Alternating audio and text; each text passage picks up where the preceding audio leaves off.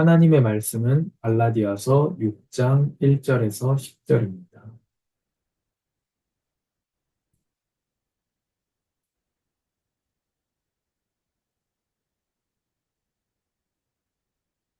하나님 말씀을 함께 읽겠습니다. 형제들이여 어떤 사람이 무슨 범죄한 일이 드러나거든 영의 사람인 여러분은 온유한 마음으로 그런 사람을 바로잡아주고 자기를 살펴 유혹에 빠지지 않도록 하십시오. 여러분은 서로 짐을 나눠지십시오. 그렇게 함으로 여러분은 그리스도의 법을 완성하게 될 것입니다. 만일 누가 아무것도 아니면서 무엇이라도 된 것처럼 생각한다면 그는 자기를 속이는 것입니다. 각 사람은 자기의 행위를 돌아보십시오. 그러면 자랑할 것이 자기 자신에게는 있어도 남에게까지 할 것은 없을 것입니다. 사람은 각자 자기의 짐을 져야 합니다. 말씀을 배우는 사람은 가르치는 사람과 모든 좋은 것을 함께 나눠야 합니다. 자기를 속이지 마십시오. 하나님은 결코 업신여김을 당하지 않으십니다. 사람이 무엇을 심든지 그대로 거둘 것입니다. 자기 육체를 위해 심는 사람은 육체로부터 썩어질 것을 거두고 성령을 위해 심는 사람은 성령으로부터 영생을 거둘 것입니다. 선한 일을 하다가 낙심하지 맙시다. 포기하지 않으면 때가 이르러 거두게 될 것입니다. 그러므로 기회가 닿는 대로 모든 사람에게 선한 일을 하되 특히 믿음의 가족들에게 합시다. 아멘. 하나님, 감사합니다. 오늘 우리가 하나님의 말씀 앞에 나왔습니다. 하나님께서 우리에게 말씀해 주시기를 바라고, 오늘 말씀에서 말씀이신 살아계신 예수 그리스도를 만나게 하여 주옵소서. 우리가 말씀의 사람이 되도록 말씀을 따라가며 증거하고 말씀을 아는 사람이 될 수 있도록 성령께서 빛을 비추어 주시옵소서. 예수님의 이름으로 기도합니다. 아멘. 오늘 말씀의 제목이 남을 사랑하는 자는 율법을 다 이루었다.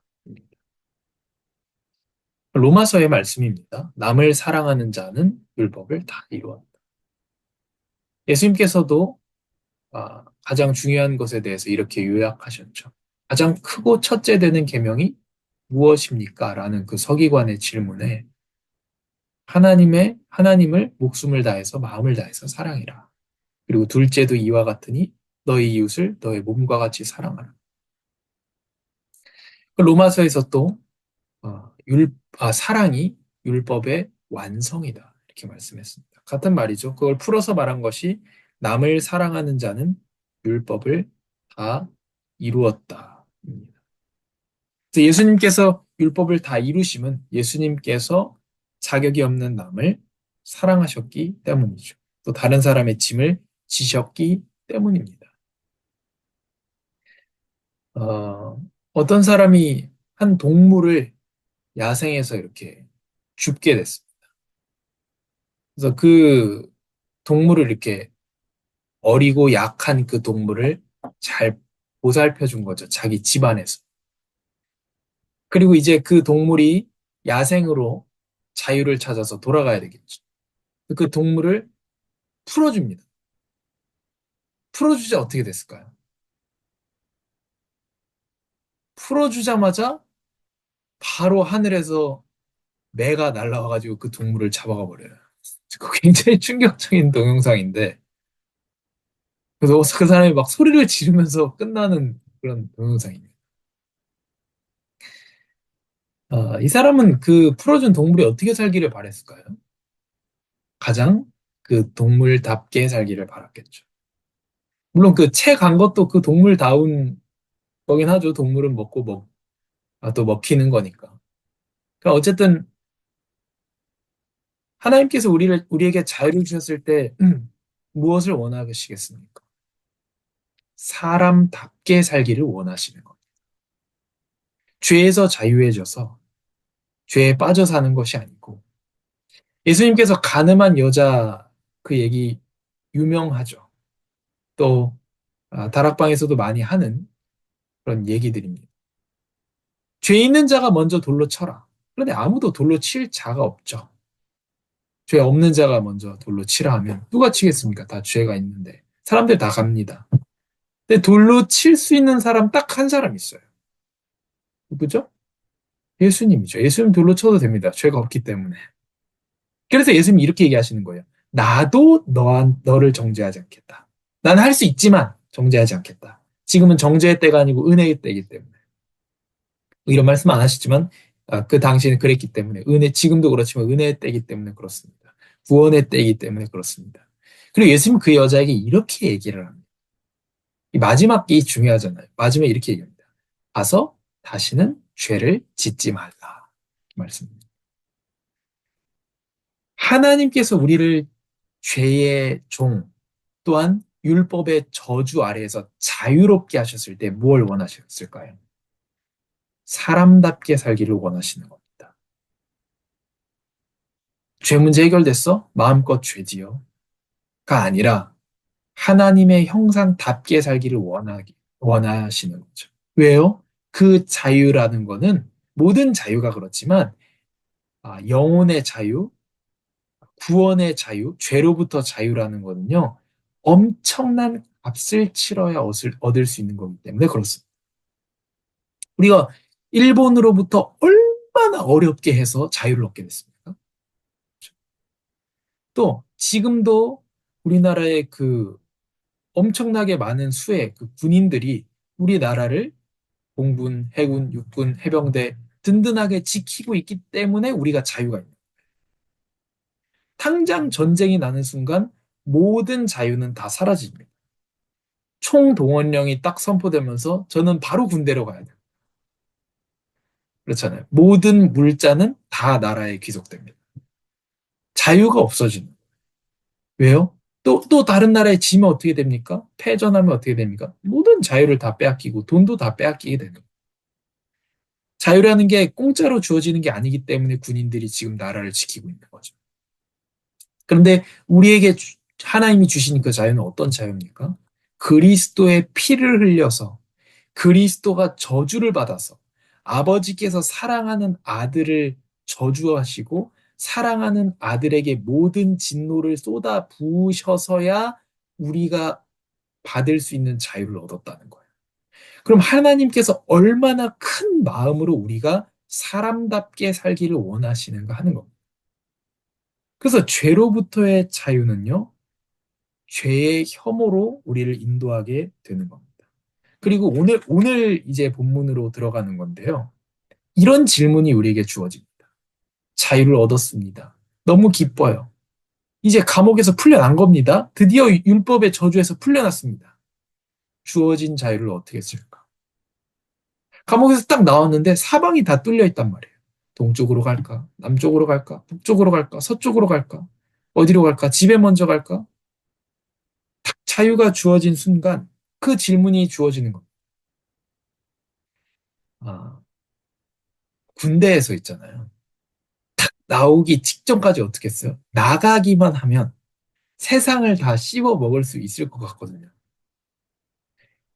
근데 막상 나가기 일주일 전의 병장이나 막상 저녁 당일의 병사를 보면 신나서 뛰기보다는 약간 고민에 빠진 모습이 대부분이에요. 뭐 하지? 이제 뭐 하지? 자유만 얻으면 될 것 같거든요. 거기서는 이등병, 일병 때는 그런 고민 안 해요. 빨리 나가기만 했으면 좋겠다. 근데 막상 일주일, 하루, 이틀, 당일이 되면요. 이제 뭐 하지? 뭐 하지? 하는 생각을 하게 됩니다. 주어진 자유를 어떻게 쓸 것이냐. 우리에게 하나님께서 잠깐 맡겨두신 물질을 어떻게 쓸 것이냐. 또 물질은 사람마다 다르지만 시간은 다 똑같습니다. 하루 24시간. 하나님이 나에게 주신 이 귀한 시간, 주신 자유를 어떻게 쓸까? 또 이 말씀 했다고 남장로님 또밤 새지 마시고 3시간 자지 마시고 하나님이 주신 자유를 어떻게 쓸 것인가? 시간과 물질. 궁극적으로는 더 중요한 거죠. 하나님이 나에게 주신 영생. 하나님이 나에게 주신 거듭난 삶. 그것도 우리는 낙원에 가기 전에 지금 어떻습니까? 지금 이 땅 가운데 살고 있는. 거듭나서 이 땅 가운데 살고 있는 다시 오지 않는 시간.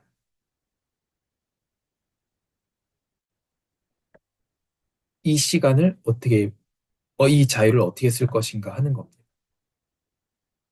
그래서 이제는 나를 위해서 사는 것이 아닌데, 우리는 종이 아니라 자유인이고, 율법을 당연히 지켜야 되는 하나님 율법을 주셨는데, 못 지켜서 멸망하는 그 저주에서 아브라함의 복으로 옮겼습니다.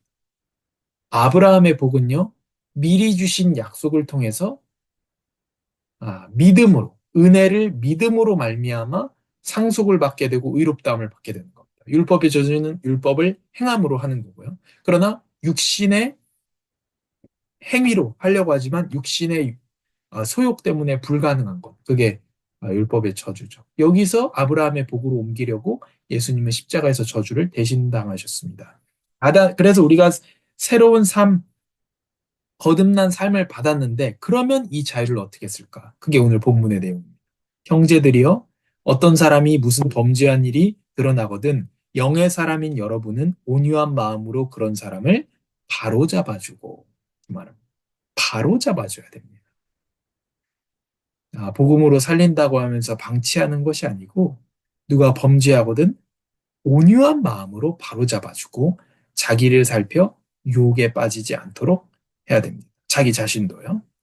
여러분은 서로 짐을 나눠 지십시오. 자유를 쓰는 법에 대해서 지금 잊으시면 안 됩니다. 자유를 쓰는 법에 대해서 말씀하고 있습니다. 여러분은 자유를 어떻게 쓰느냐? 서로 짐을 나누어 지십시오. 이게 자유하는 방법이에요. 그 예수님 뭐라 하셨어요? 수고하고 무거운 짐진 자들아 다 내게로 오라. 내가 너희를 쉬게 하리라. 그리고 뭐라고 하시죠? 너희는 나의 멍에를 매라 그랬어. 그 자유한 자가 매는 멍에가 뭡니까? 짐을 우리가 나눠서 지고 자유를 가지고. 그래서 오늘 제목을 얻은 자유를 주어진 자유를 받은 자유를 어떻게 쓸까? 이 제목으로 할까도 고민을 했었습니다. 서로 짐을 나눠지는 것으로 여러분은 그리스도의 법을 완성하게 될 것입니다. 오늘 이 말씀이 너무 중요합니다. 그리스도의 법. 그리스도의 법이 뭡니까? 수고하고 무거운 짐진 자들아 다 내게로 오라. 내가 너희를 쉬게 하리라. 마태복음 11장 28절의 말씀이죠. 그리스도의 법이 사랑으로 짐을 나눠지는 것. 가장 큰 사랑이 무엇입니까? 친구를 위해서 대신 죽는 것입니다. 그리고 예수님이 이렇게 얘기하시죠. 나는 너희의 친구다. 그래서 가장 큰 사랑을 우리에게 주시고 사랑에서 짐을 나눠지는 그것이 그리스도의 법이고 우리가 그 법을 통해서 생명의 성령의 법을 통해서 구원을 받았고 받은 자로서 자유하게 되었고 율법을 지켜야 될까 아니라 받은 자로서 율법에 저주해서 자유하게 되었는데 그러면 그 자유를 어떻게 쓸 것이냐? 짐을 나눠지는 것입니다. 만일 누가 아무것도 그게 자유롭게 사는 방법입니다. 만일 누가 아무것도 아니면서 무엇이라도 된 것처럼 생각한다면 그는 자기를 속이는 것입니다. 여기 자기를 속이지 말라는 말씀이 두 번 나오고 있습니다. 여기. 속이지 말라. 너 아무것도 아니지 않느냐? 아, 그렇잖아요. 우리는 알지 않습니까? 내가 아무것도 아니라는. 우리가 대단한 사람이 되더라도 하나님 앞에서 아무것도 아니죠. 그렇게 생각하면 자기를 속이는 거죠. 저 또한 아무것도 아니지 않습니까? 죄가 많고 악이 많잖아요. 각 사람은 그래서 자기 행위를 돌아보십시오. 그러면 자랑할 것이 자기 자신에게는 있어도 남에게까지 할 것은 없을 것입니다. 내가 스스로 하나님 앞에서 잘한 부분이 있겠죠. 99% 잘못하겠고 1% 잘한 부분이 있겠지만 그것도 내 마음 속에 뿌듯해할 수는 있으나 자랑할 건 없다는 거죠. 다른 사람한테 할 게 있겠습니까? 스스로 이거는 내가 오랜만에 하나님 마음에 드는 행동 하나 했다 하는 건 있겠지만 그 뿌듯해하는 건 좋겠지만 다른 사람한테 자랑할 건 없다는 것입니다. 그래서 우리가 교회에 누가 어떤 헌신을 해도 절대로 주보에 실리지 않을 겁니다. 누가 헌금을 해도 절대로 주보에 실리는 일은 없을 겁니다. 제가 처음에 한 번 잘못 광고 나간 적 있어요. 커튼, 커튼을 남장로님이 달았다고 제가 올렸는데, 그때는 별 생각 없이 올린 건데, 다시 생각해 보니까 누가 뭘 해도 절대로 교회에 공지되는 일은 없습니다. 아름다운 교회. 공지되고 싶으면, 뭐, 그거는 다른 데서 알아서 하시고, 저희는 절대 공지 안 나가요. 왜냐, 그 사람을 위해서, 한 사람을 위해서. 자꾸 칭찬을 받다 보면요. 그래서 설교 전에 사회자가 소개할 때, 그 기억나십니까? 제가 산성교회에서 저한테 박수 치지 말라 그런 거. 계속 사람들의 박수 받는 위치에 있는 사람은요, 이상해질 가능성이 많습니다. 주의해야 됩니다. 항상 비켜서야 됩니다. 망하지 않으려면요, 받는 자리에서 비켜놔야 돼요. 그래서 이게 내가 옆으로 싹 피해서 하나님이 그 박수를 받도록 하지 않으면 자기 인생이 망하게 됩니다. 너무나도 많이 봐오고 있고요. 음, 그렇습니다. 그래서 이렇게 말씀합니다. 성경에. 이게 굉장히 생활에 답이 되는 성경 말씀인데요. 상석에 앉지 마라 그래요. 좋은 자리에 앉지 마라 그래요. 굉장히 지혜거든요, 이게. 왜 좋은 자리에 앉지 않느냐? 더 높은 사람이 오면 네가 그 자리에 앉아 있다가 옮겨 앉아야 된다. 그럼 너 부끄럽지 않겠어? 그렇게 얘기합니다. 그래서 우리가 자기를 잘 돌아보고 그래야 됩니다. 그게 자유롭게 사는 방법입니다. 자유인으로서 사는 방법입니다. 사람은 각자 자기의 짐을 또 져야 됩니다. 그리고 나눠지라고 얘기합니다. 그 성경에 일하지 않는 자 먹지도 말라 하셨죠. 자기의 짐을 지라는 겁니다. 그게 아주 작은 일이라도 그렇습니다. 그래서 하나님 말씀이 이렇게 다 옳다는 거죠. 어. 그 시골에 할아버지 할머니들이 왜 오래 살겠습니까? 거기는 뭐 소풀이라도 주잖아요. 자기 자리가 있다는 거예요. 그 요 앞에 요 잡초라도 뽑는다는 거예요. 80, 90이 되어도 한다는 거예요. 각자 자기의 짐을 져야 되고, 물론 이건 그럼 단순한 얘기는 아니지만 말씀을 배우는 사람은 가르치는 사람과 모든 좋은 것을 함께 나눠야 합니다. 그렇죠. 왜죠? 말씀이 귀하다는 걸 알라는 거예요. 그렇기 때문에 전하는 사람도 귀히 여겨주라는 거죠. 그 사람이 귀해서가 아니고 말씀이 귀하니까 귀히 여겨주라. 모든 좋은 것을 나누라 합니다. 당연한 얘기죠. 물론 이게 이걸 너무 목사들이 써먹어가지고 이게 문제가 된 거지만 이게 맞는 얘기죠. 함께 나눠야죠. 자기를 속이지 마십시오. 자기 속이면 안 됩니다. 하나님은 결코 업신여김을 당하지 않으십니다. 자기 속인다고 하나님이 속으시겠습니까? 그래서 자유함을 받은 자로서 어떻게 쓸까? 어떤 삶을 살까 하는데 오늘의 답이 있습니다. 사람이 무엇을 심든지 그대로 거둘 것입니다. 자기 육체를 위해 심는 사람은 육체로부터 썩어질 것을 거두고 보시지 않았습니까? 육체를 위해서 심은 거예요. 우리 갈라디아서 말씀에 보면 이렇게 되어 있습니다. 그들이 열심을 낸 것은 하나님을 위해서 한 것이 아니고 자기에게 열심을 내도록 만든 것이다. 열심히 전도를 했는데 그래도 열심히 전도한 건 아닌가요? 열심히 전도를 했는데 왜 했느냐? 나에게 충성하게 만들려고 열심히 전도했다. 열심히 사역하고 열심히 신방은 했는데 왜 했느냐? 나에게 충성하게 만들려고 그렇게 했다고 갈라디아서 말씀이 말하고 있잖아요. 육체를 위해 심은 사람은 못 거두는 경우도 있습니다. 여기는 이렇게 말씀합니다. 육체로부터 썩어질 것을 거둔다 합니다. 얻는다는 거예요.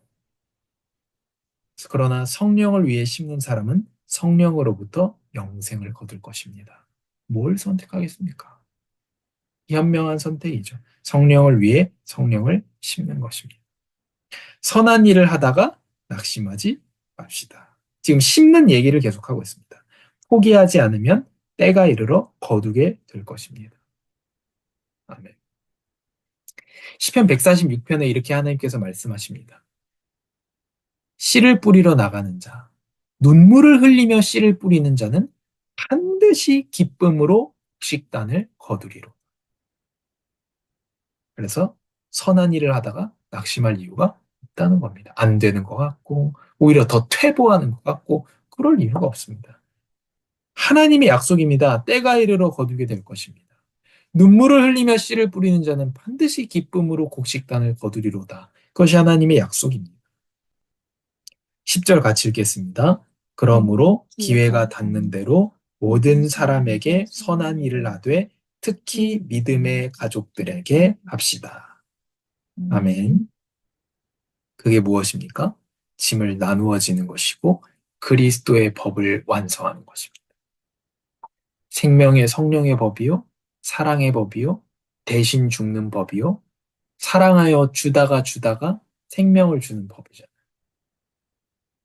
그런 법이 세상에 어디 있겠습니까? 근데 그 법을 우리가 받았기 때문에 짐을 나누어 지라는 겁니다. 이런 법이 세상에 어디 있겠습니까? 저 일하는 가게 사장님이 그 가게를 저를 주겠습니까? 아들을 주지? 그 사장님이 어, 유산으로 그 여기에 삼성 아파트 사시는데 그 삼성 아파트를 저를 주시겠습니까? 제가 거기서 10년을 일하고 30년을 일한다고 생각해 보세요. 그래도 저를 주겠어요? 일을 전혀 안 하고 똥땡이 피워도 아들을 준다. 근데 제가 그 사실을 생각하면서 제가 뭘 느꼈겠어요? 내가 누구예요? 하나님의 자녀라고. 근데 우리가 원래 뭐였습니까? 하나님의 원수였어요. 그런데 그 아들을 줬다는 거예요. 모든 것을 아버지와 나누는 상속받는 그 아들을 우리 원수를 위해서 줬다는 거예요. 이런 법이 어디 있어요? 그래서 우리를 뭘로 만들었어요? 상속받는 자녀를 만들었다는 거예요.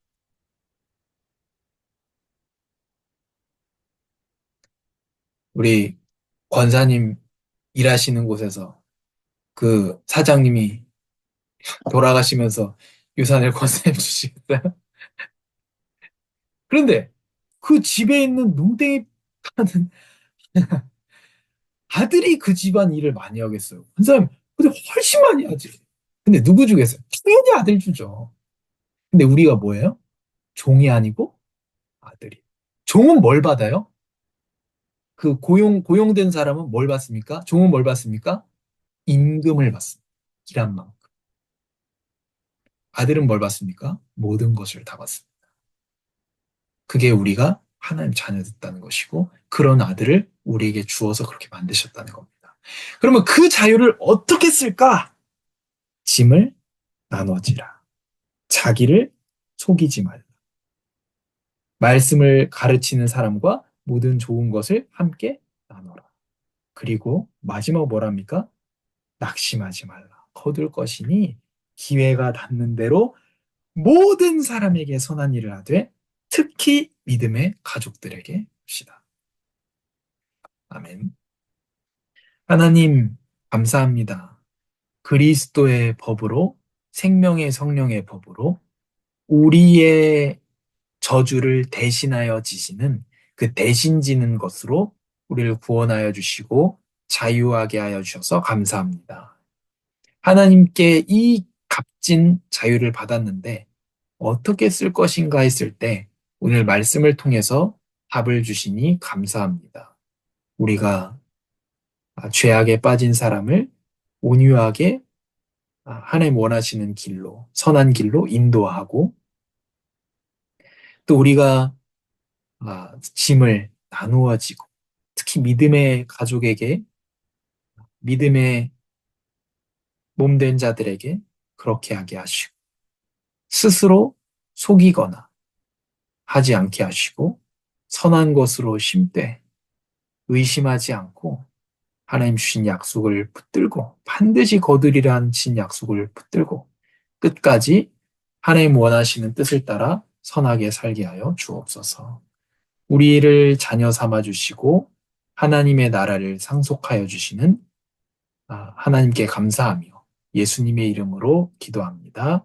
아멘.